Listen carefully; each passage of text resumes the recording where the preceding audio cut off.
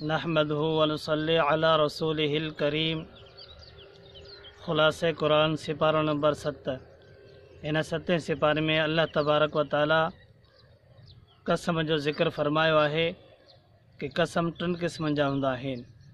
ऐं उन खां पोइ अल्लाह तबारक व ताला हिन सिपारे में दीन इस्लाम एतदाल जो दर्स ॾिए थो। उनखे ज़िक्र फरमायो आहे कि दीन इस्लाम जे अंदरि एतदाल आहे। ऐं उन खां पोइ अल्लाह तबारक व ताला हिन 7 सिपारे जे अंदरि हलाल शयुनि जे हलाल ऐं हराम करण जो इख्तियार अल्लाह वटि आहे, कंहिं ॿिए वटि कोन्हे।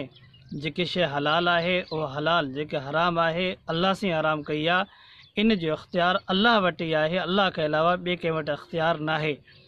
अल्लाह तबारक व ताला हिन 7 सिपारे जे अंदरि मुशरिकीन जेके हुआ उन जी हिकु ॻाल्हि जो रद्द फरमायो आहे। मुशरिकीन चवंदा हुआ उन्हनि जे बुतनि जे नाले सां जेकी शयूं हूंदियूं हुयूं उन्हनि खे कुझु के हलाल, कुझु के हराम, कुझु के जाइज़, कुझु के नाजाइज़ करार ॾींदा हुआ। अल्लाह से फरमायो त इहो तव्हांजो कमु कोन्हे, इहो रब जो हुकुम आहे। ऐं उन खां पोइ हिन 7 सिपारे जे अंदरि अल्लाह तबारक ताला वसियत जो ज़िक्र बि फरमायो आहे। वसियत जा मां क़बल में गुज़री चुकी आहे त वसियत जे न मुतालिक़ अॼुकल्ह किताबी मिलनि था ऐं पंहिंजे इलाइक़े जो उलमा खां पुछी करे माण्हू कोशिशि कंदो त इनशाला इन में वॾो फ़ाइदो पवंदो। माण्हू वसियत करे फ़ौत थी वञे थो त पोइ हिते लड़ायूं झगड़ा सभु ख़तमु थी वञनि था, वरन त तमामु घणा झगड़ा फितना फ़िसाद थी वञनि था। अल्लाह तबारक व ताला असांजे लाइ असांजी हिफ़ाज़त फरमाए। सूरह माइदा जे अंदरि माइदा चइबो आहे दस्तरख़ान खे। अल्लाह तबारक व ताला हिन जे अंदरि उन जो ज़िक्र फरमायो आहे। ऐं उन खां अलावा अल्लाह तबारक व ताला हिन जे आख़िर में क़यामत जे ॾींहं जी मंज़र कशी कई आहे। इन तुअज़िबहुम फ़इन्नहुम इबादुक व इन तग़फ़िर लहुम फ़इन्नका अंतल अज़ीज़ुल हकीम। अल्लाह से क़यामत जे ॾींहं जी मंज़र कशी फरमाई, जंहिंखे रब माफ़ करे उन जी मर्ज़ी, जंहिंखे अज़ाब ॾिए उन जी मर्ज़ी।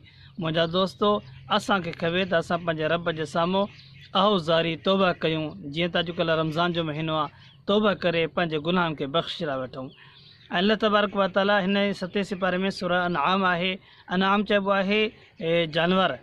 अनाम जी माना आहे जानवर। अल्लाह तबारक ताला हिन जे अंदरि सभ खां पहिरीं मुशरिकनि जे ग़लति अक़ाइद जी तरदीद फरमाई आहे। ग़लति अक़ाइद मुशरिकनि जा हुआ, अल्लाह से उनजी तरदीद करे छॾी। ऐं उन खां पोइ अल्लाह तबारक व ताला तौहीद ऐं कुदरत जेकी आहे उनखे दलाइल जे ज़रिए बिल्कुलु वाज़े कयो। मुशरिकनि जे मथां हुज्जत ताम करे छॾी त तौहीद ऐं जेको सो कुदरत जेकी आहे रब साईं जी, उहा हक़ीक़ी यकीनी आहे। ऐं उन जे लाइ अल्लाह साईं पंहिंजे क़ुर करीम में दलाइल बि सम्झाया आहिनि। ऐं उन खां अलावा अल्लाह तबारक व ताला इन सूरत जे अंदरि 18 अंबिया अलैहिस्सलातु वस्सलाम आहिनि, जिन जो ज़िक्र फरमायो आहे हिकिड़ी सूरत में। क़ुर करीम में हिकु ई सूरत आहे जंहिंमें अल्लाह तबारक व ताला 18 नबियुनि जो ज़िक्र हिकिड़ी सूरत में कयो आहे। उन में हज़रत इब्राहिम अलैहिस्सलाम, हज़रत इसहाक़ अलैहिस्सलाम, हज़रत याक़ूब, हज़रत नूह अलैहिस्सलाम, हज़रत दाऊद अलैहिस्सलाम, हज़रत सुलैमान अलैहिस्सलाम, हज़रत अय्यूब अलैहिस्सलाम, हज़रत यूसुफ़ अलैहिस्सलाम।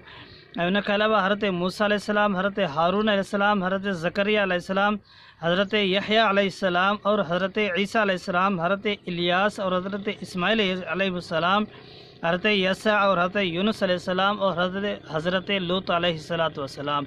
अल्लाह तबारक व ताला ही 18 अंबिया आहिनि जेके हिकिड़ी सूरत जे अंदरि 18 जो ज़िक्र फरमायो आहे। ऐं उन खां पोइ अल्लाह तबारक व ताला पंहिंजी ज़ात ऐं सिफ़ात जे बारे में दलाइल जे ज़रिए उनखे वाज़े कयो आहे। दलाइल जे ज़रिए असांखे उनजी मारिफ़त ॾिनी आहे त अल्लाह ताला जी ज़ात ऐं सिफ़ात जे बारे में। ऐं उन खां अलावा अल्लाह तबारक व ताला काफ़िर ऐं मोमिन जे जेको सो सोच में फ़र्क़ु बि बयानु फरमायो आहे। काफ़िर जी सोच पंहिंजी हूंदी आहे ऐं मोमिन जी सोच पंहिंजी हूंदी आहे। मोमिन जी सोच हर वक़्तु इहो हूंदो आहे त अल्लाह ताला जी कुदरत ऐं निशान में गौर करे पंहिंजो अल्लाह ताला जी सुञाणप रखंदो आहे, मारिफ़त रखंदो आहे। ऐं काफ़िर हमेशह जेको आहे सो तमामु कोशिशूं इहे हूंदियूं आहिनि त मादी असबाब जेके आहिनि उन में उनजी सोच जखड़ियल हूंदी आहे, उन जे पोयां लॻो पियो हूंदो आहे ताकी असांखे सम्झ में अचे। हालांकि ईअं कोन्हे को, मोमिन जी सोच हर वक़्तु रब जी कुदरत ते हूंदी आहे, रब जी रहमत ते हूंदी आहे, उन ते नज़र हूंदी आहे। जंहिंजे करे मोमिन जे लाइ दुनिया में आसानी हूंदी आहे ऐं काफ़िर जे लाइ मुश्किलात आहे। दुनिया बि काफ़िर जे लाइ न आहे, आख़िरत बि न आहे। मोमिन जे लाइ दुनिया बि सुठी आहे, आख़िरत बि सुठी आहे। दुनिया में दीन ते हली करे ज़िंदगी गुज़ारींदो सुकून ई सुकून आहे, आख़िरत में जन्नत आहे। अल्लाह तबारक व तआला मूंखे अव्हांखे हिन जे मथां अमल करण जी तौफ़ीक़ अता फ़रमाए। हिन सते पारे जे अंदरि ख़ुलासो जेको हुयो मां अव्हांजे साम्हूं अर्ज़ु रखियो, जंहिंजो मुख़्तसर हिकु दफ़ो वरी ज़हन में रखे छॾियो। समिरियुनि शयुनि में एतिदाल, क़सम जो ज़िक्र, हलाल ऐं हराम करण जो शयुनि जो जेको सो हलाल ऐं हराम करण जो इख़्तियार अलाह साईं वटि आहे।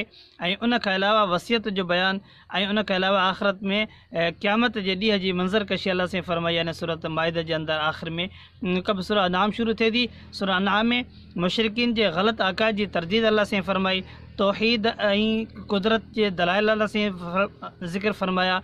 अरिड़हं अंबिया अलैहिस्सलातु वस्सलाम जो ज़िक्र इन हिकु सूरत में अलाह साईं फरमायो आहे। अल्लाह ताला जी ज़ात ऐं सिफ़ात जे मुतालिक़ अल्लाह ताला दलाइल सम्झाया आहिनि। ऐं उन खां पोइ काफ़िर ऐं मुमिन जी सोच में फ़र्क़ु आहे, इहो बि ज़िक्र अल्लाह तबारक ताला इन सतें पारे में कयो आहे। अल्लाह खां दुआ आहे त अल्लाह तबारक व ताला असांखे हिन क़ुरान करीम जे मुतालिक़ ज़िंदगी गुज़ारण जी तौफ़ीक़ अता फ़रमाए। मुंहिंजा दोस्तो, इहो मुतकल्लिम इस्लाम मौलाना मोहम्मद इलियास घुमन हफ़ीज़ अल्लाह ताला जी महिनत आहे जेके अव्हांजे साम्हूं अर्ज़ु रखी वञे थी। मूंखे उमेदु आहे त इनशाअल्लाह अव्हां hanaafmedia.com असांजी जेके अहम वेबसाइट आहे उनखे ज़रूरु ॾिसंदा हूंदव। उन में उर्दू ते मौजूदु आहे ऐं हनाफ मीडिया सर्विस यूट्यूब चैनल ते या मौलाना मोहम्मद अहमद जे नाले सां सिंधी जे अंदरि पेज ठहियलु आहे, जंहिंमें तव्हांखे सिंधी बयान बि इनशाला मिलंदा। इनखे कोशिशि कयो, ॿुधो ऐं कोशिशि कयो त पंहिंजे अमल जी ज़िंदगी में आणियूं। हीअ दुनिया आर्ज़ी आहे, आख़िरत हमेशह जे लाइ असांखे खपे त असां आख़िरत जी तयारी कयूं। वाख़िर दाअवाना अल्हम्दुलिल्लाह।